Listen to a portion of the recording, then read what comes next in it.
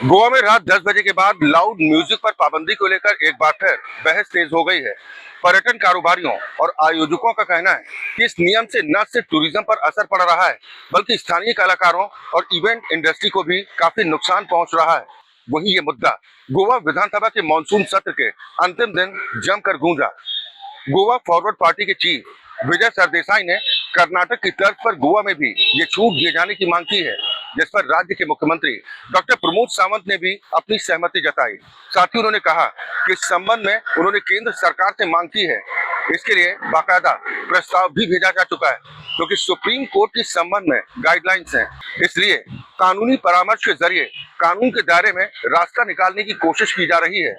पर्यावरण के साथ लोगों को इस पर कोई आपत्ति न हो, इसके लिए उचित रास्ता तलाशने की कोशिश की जा रही है। दरअसल गोवा, जिसे दुनिया बीच पार्टी कैपिटल के नाम से जानती है, लेकिन यहाँ पार्टी का रंग रात 10 बजे के बाद फीका पड़ जाता है और इसके पीछे वजह है लाउड म्यूजिक पर पाबंदी।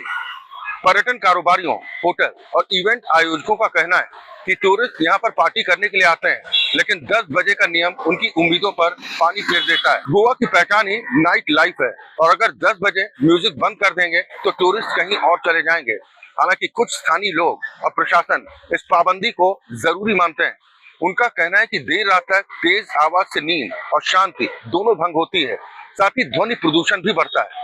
चलिए सबसे पहले आपको उन लोगों की बात सुनाते हैं जो इस पाबंदी की वजह से प्रभावित होते हैं। मेरा व्यू ऐसा है कि जिसको जरूरत है उसके लिए ये बहुत अच्छा डिसीजन है। खास करके हमारे गोवन कैथलिक वेडिंग्स जो होते हैं, जो ट्रेडिशनली रात के टाइम होते हैं, उनके लिए बहुत अच्छा डिसीजन है।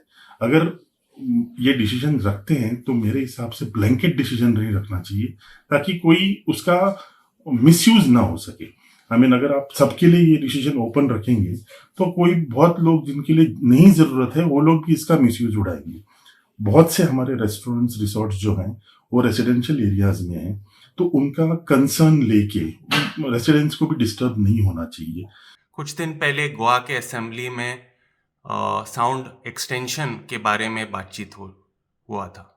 तो टीटीएजी का राय है कि जो भी इंडोर वेन्यू है गोवा में और उसके पास परमिशन है और उनके वेन्यू में साउंड प्रूफ जगह है, तो उसका कोई टाइम लिमिट नहीं होना चाहिए, क्योंकि बाहर में तो साउंड सुनाई नहीं देता है और इसका कोई प्रॉब्लम नहीं होगा कोई रेजिडेंशियल एरिया को। लेकिन जो भी आउटडोर जगह है गोवा में, आउटडोर वेन्यू जो साउंड लगाते हैं और उसके पास भी परमिशन है, तो उसका एक्सटेंशन होना चाहिए सिर्फ 11 बजे तक। अब का परमिशन है 10 बजे तक। हमारा राय है कि 11 बजे तक एक्सटेंड किया तो इंडस्ट्री के लिए अच्छा है। सीएम ने एक मीटिंग बुलाया था, सीएम ने कंडक्ट किया था मीटिंग, वो 10 जुलाई। वो मीटिंग में भी हम वो म्यूजिक का जो इश्यू है ना वो रेज किया था, स्पेशली मैं रेज किया था। और सीएम जी को बोला था कि हम हमारे लिए 12 बजे तक म्यूजिक रखेगा ना तो बहुत अच्छे हो जाएगा।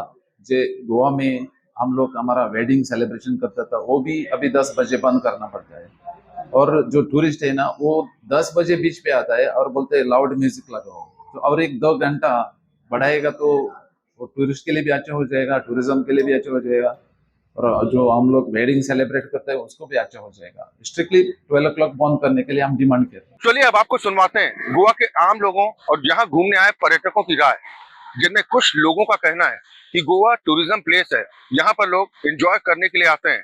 अगर ये छूट मिल जाती है तो गोवा टूरिज्म को और बूम मिल सकता है।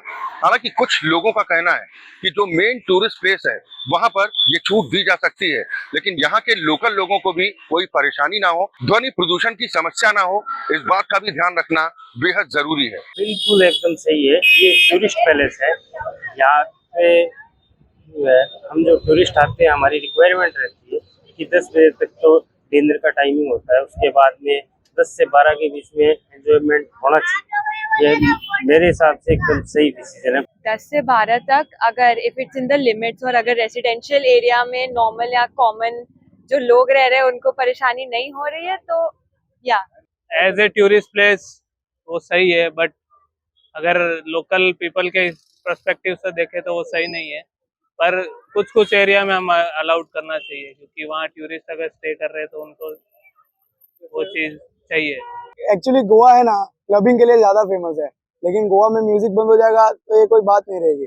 गोवा क्लबिंग और पबिंग के लिए फेमस है, तो वहाँ पे म्यूजिक चाहिए ही। और एक्चुअली नाइट में ही क्लबिंग और पबिंग हो सकती है, तो म्यूजिक तो चाहिए। दरअसल सुप्रीम कोर्ट और नेशनल ग्रीन ट्रिब्यूनल के नियम साफ हैं। 10 बजे के बाद लाउड म्यूजिक नहीं बज सकता। हालांकि बीच का रास्ता निकालने की कोशिशें भी की जा रही हैं, जैसे कि टूरिस्ट जोन या विशेष इवेंट्स के लिए रात 12 बजे तक की छूट। पिछले कुछ वर्षों से इस नियम को लेकर बार बार विवाद होता रहा है और अब एक बार फिर टूरिज्म सीजन से पहले इस पर बहस तेज हो चुकी है। अब देखना होगा कि गोवा सरकार और प्रशासन टूरिज्म इंडस्ट्री की इस मांग को मानते हैं या फिर सुप्रीम कोर्ट और एनजीटी के नियमों का हवाला देकर 10 बजे के बाद भी सन्नाटा कायम रखते हैं। राष्ट्रीय टीवी के लिए अक्षय ठाकुर के साथ ब्यूरो रिपोर्ट।